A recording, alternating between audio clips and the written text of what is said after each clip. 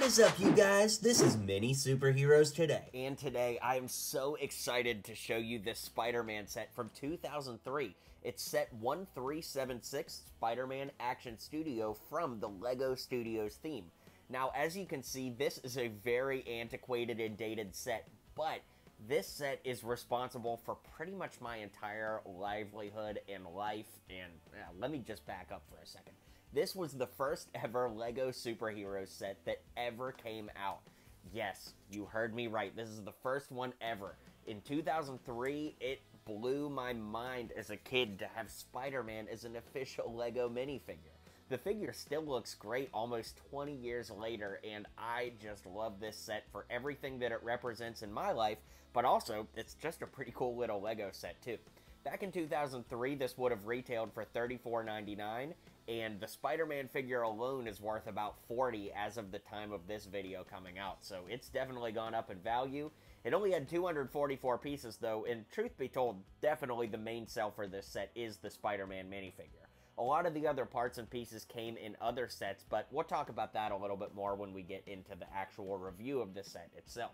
And if you're a big Spider-Man fan like me, be sure to check out my music video called The Girl Next Door. It's about the old Tobey Maguire Spider-Man movies, and I filmed it in New York City at all the locations where they filmed Tobey's movies, so if you're a fan like me, definitely check it out. Now, with that being said, the set is actually supposed to be like a movie studio lot where they're filming a scene from a Spider-Man movie, and yeah, I just think that's a really cool concept. I'd honestly like to see LEGO Marvel revisit this, but I don't think it'll ever happen. Anyways, LEGO Studios was a really cool theme from the early 2000s that actually allowed you to do LEGO videos and stop motion on LEGO-provided cameras that came in some of the more expensive sets. What you're seeing here is footage that people have put up on YouTube from their own creations from back in the day, and it's so nostalgic to see this. So now let's talk about the set itself, since I've given you a pretty good little history lesson on the background of the set.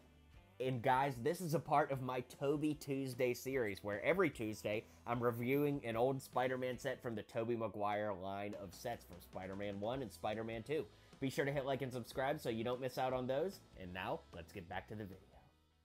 So let's start with the minifigures, the first one, of course, being Peter Parker. Of course, this is supposed to be Tobey Maguire's Peter Parker, and I think it's really cool to see how antiquated this is. Of course, it still has yellow skin tones because they hadn't actually switched to the tan or flesh-colored skin tones, which they would for Spider-Man 2, which I just think is a really cool little history lesson piece there. But anyways, this is a really cool figure. I love this one. And yeah, it's a great one.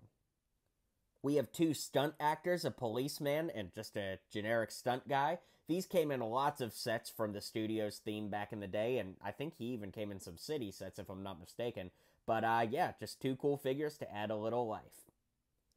And remember, this is based on a studio theme, so it does come with a director, but oddly enough, they made him look like Steven Spielberg. I don't know why they didn't make him look like Sam Raimi, but maybe they just knew more kids would know who Steven Spielberg is than Sam Raimi, but I don't know. If I was Raimi, I would feel a little slighted that they didn't include me in a set like this.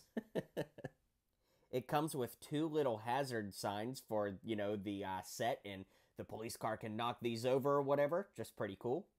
It comes with two flame props. It comes with two large lights, and I always thought these were cool because you kind of had dimmers on the back, and the lights can be positioned too. Now, they don't actually do anything, they just look cool, but I do think it helps bring the movie set to life.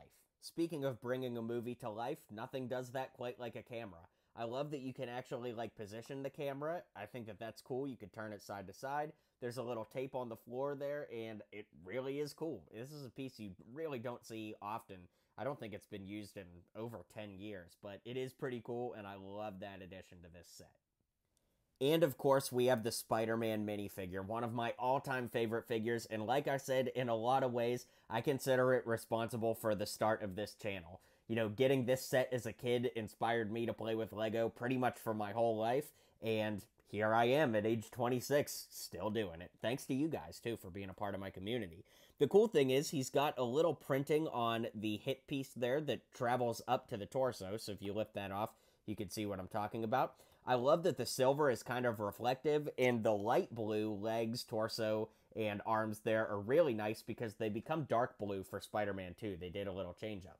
You can see he's got a little drape piece on his back, and the idea is so that when you are filming your Lego movies, you could use this little piece here to have him swing around or jump or kick or do whatever you needed to do to make him look awesome in your Lego films.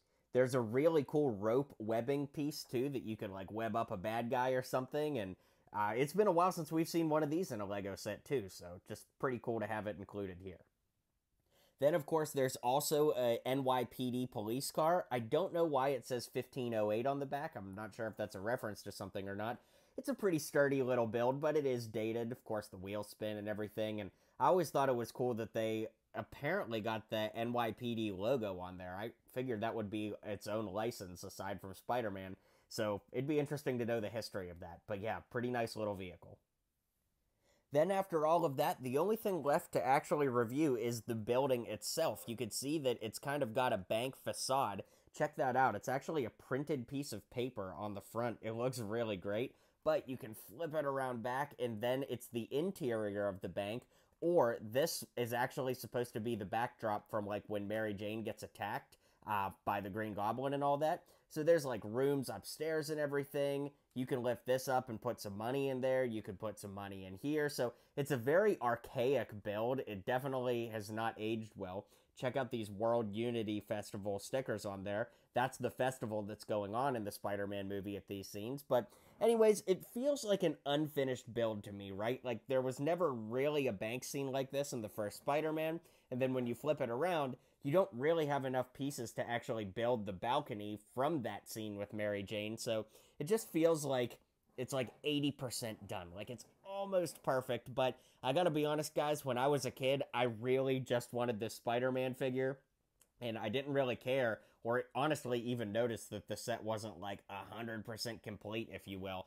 I was just happy to have it, and all these years later, I still feel kind of the same way. Alright guys, well drop a comment below and let me know what you think. And don't forget, this is a part of my Toby Tuesday video series, where every Tuesday leading up to Spider-Man No Way Home, I'm reviewing an old Tobey Maguire set. You can check out the videos I've already done and hit like and subscribe down below so you don't miss any of the future ones coming up. Thanks for checking out today's video. Be sure to hit like and subscribe down below to become a member of the Mini Superheroes Today community.